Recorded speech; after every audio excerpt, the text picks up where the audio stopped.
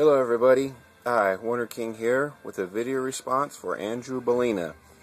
These are my top 10 DVDs or movies that I have. Well, yeah, they're DVDs. I decided to go that route, didn't do Blu-ray or anything.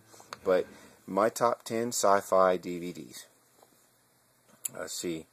First one I picked, I really liked the concept. I know the movie got shit on by some people, but you know what? I liked it and I kept it and I really enjoyed the concept of you being able to live a dual life. I mean, it's almost like when you go online gaming or whatever, but this one's serious. You get into the machine and you travel to a totally different time period and get to live out an alternate life that's very real.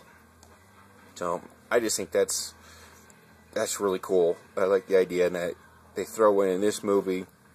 There's also a murder mystery and just all kinds of stuff. I mean, a man died, and how did it happen? And they're trying to figure it out, and then learning that that killer is actually in the game, or in that alternate world that is, in reality, real. It's really complex and twisted, but that's just the exact way. I mean, that's how it is. You know, I don't know. Anyway, there we go, the 13th floor. That's my, I guess, number 10 or number 1. I don't know. These are not in order. They're not from 1 to 10 or from 10 to 1. Sorry, I just couldn't put that much energy into it. It was hard enough trying to pick these movies. And then, plus I really didn't want movies that had already been shown. I wanted to try, something different. But obviously that were favorites of mine. So anyways, here's another one. Zeram. This is the live-action version of Zeram, the animation, which is another favorite of mine. I didn't bring that. I decided to go for the live-action one instead of the anime. Anyways, actually, I probably should have... Oh, well. Who cares, right? This one is just really cool. She's from an alternate universe chasing... She's a bounty hunter. Okay, Iria. And Iria is after Zeram. I don't know if you can see him. I'll try to get rid of the glare. It's his head right there. And wait. Yeah, that's a picture of him in the middle. And then he's right there. Anyways, he is just a crazy, badass type of a creature thingy or whatever that just is almost unstoppable. And like I said, she's a bounty hunter from another dimension. And she accidentally comes to this dimension because she's chasing down Zeram. And he ends up trapping in 2 other individuals from our time in our world there. And it's just hilarious how they interact and all the stuff that's going on. And I thought it was, really cool. I just like the gadgets and everything, and Bob is just cool. And here we have Time Cop. I love time travel. I almost picked another movie over this, but I decided not to. That I grabbed this one and decided to stick with this for the simple fact that it is heavy time travel and just going back in time to stop someone from messing things up. It's just so cool, and then the way they do it, it's just really awesome. I really enjoyed this movie. I thought it was one of his best. I know there's going to be people out there that are going to bash it, and they're going to bash my choice and saying, no, this Van Damme movie is much better, that one. We're talking sci-fi. This is my top 10 science fiction movies. Okay? I know there are better Van Damme movies, but for what it is, this one is one of his best for sci-fi. There's The Matrix. We all know the story. I just remember seeing the movie, and you know what? I just now thought of it. I have a book by Stanislaw Lem. That the book, when I read it, of course I saw the movie first, then I read the book. I swear to you people, that book was The Matrix. The only difference was it didn't take place inside of a computer program. Okay? There wasn't a program that was keeping everybody trapped in some kind of a hallucinatory world or in another world where they didn't realize that their true existence was just, they're just laying there, breathing and eating and whatever. Stanislaw Lem's the Futurological Congress. Instead of a computer-generated world, it was all done through chemical drugs. Yeah, it was just crazy. It was a very, very excellent story, great book, and it was The Matrix, just with little differences. I'll probably get some shit for this, but Pitch Black. The main reason that I really enjoy this, outside of Claudia Black, who I just love from my favorite TV series, which no longer airs, called Farscape. But anyways, outside of Claudia Black being in it, this movie was one of the first movies where I saw alien creatures that were not depicted being superior than us, equally as intelligent as us, or anything like that. These creatures, these alien creatures, were depicted as animals. They hunted like animals, they moved around like animals, they reacted to things like wild animals. And that really impressed me. That made me like this movie even more than I would have. So, the animals did it for me. Those creatures. If you haven't seen it, it's... I don't know if you can really see that. No, that's really crappy. Anyways. So, there's my number 5. Here we go with the Terminator. I love that cover, how it does that. That's just so cool. Anyways, I remember when this first came out, going to the movie theater, and I was watching some movie, I can't remember what it was, but I snuck in to go see the Terminator because I heard about it. And, man, that was just so cool.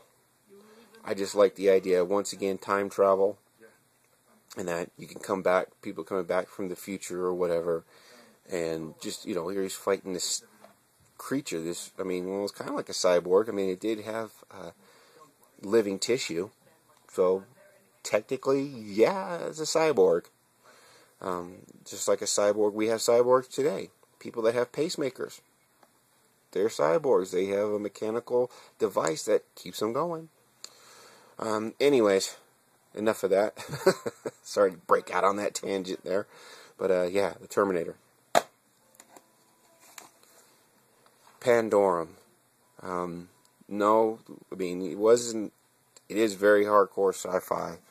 I love that it takes place inside of a ship. It did remind me of the game. Oh, no, I just totally forgot the name of the game.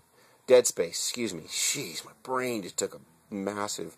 Anyways, Dead Space, it kind of reminded me of that, but kind of that claustrophobic feel. You're trapped inside things and corridors, but you can't go anywhere because you can't go outside.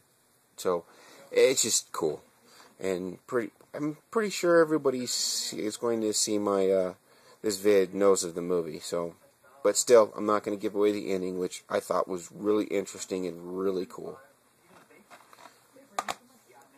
This is one of my all-time favorites.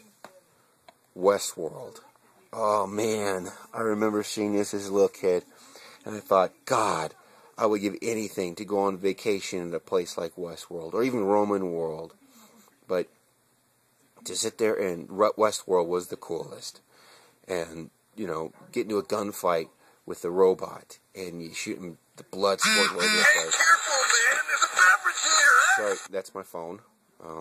Yeah. What movie is that from, everybody? Like to know, get a response from people in my comments, you know, down below as to what that movie was. And that screaming you hear? Yeah, that's my youngest child. Stuff's going crazy upstairs, and it's going to end up spilling down here, so I'm going to hurry up and get through this before it does, and you don't have to hear any more of it. But anyway, back to the movie, Westworld. I thought it was really interesting the way that Yul Brynner actually portrayed this character, this robot. He had this distinct walk. Anybody that's seen the movie knows that.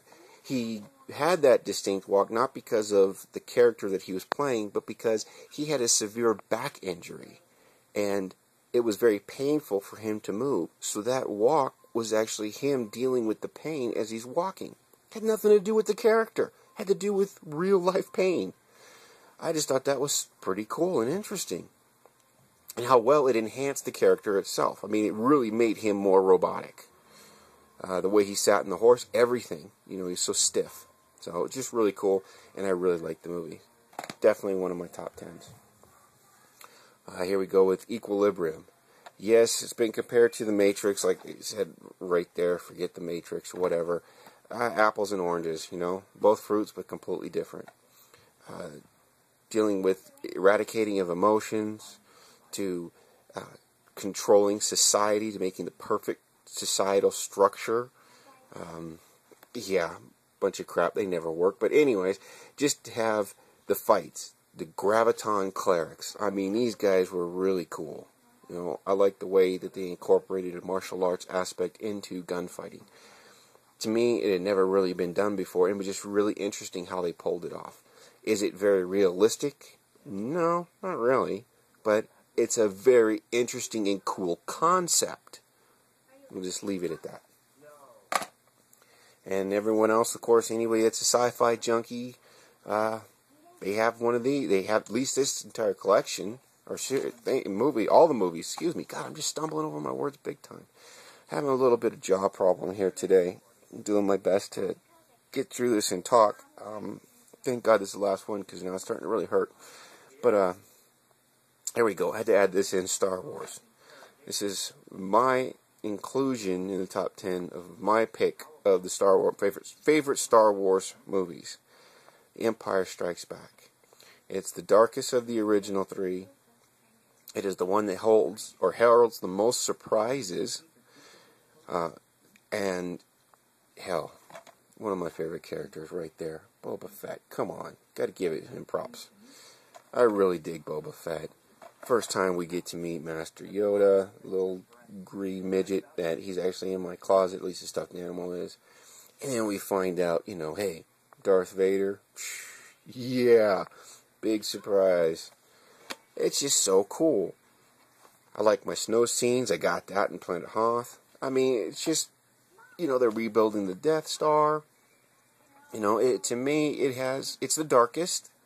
It's the most uncertain. I mean, evil is winning. You know, good is being crushed. It's the best. It's the best of all three. So, or the originals. Just leave it at that. It's the best. Anyways, there you go, Andrew.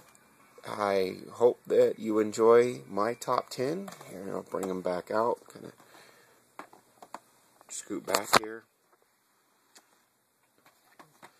Let's see, get them all going. Alright, there we go. There you go. My top 10 sci-fi all-time.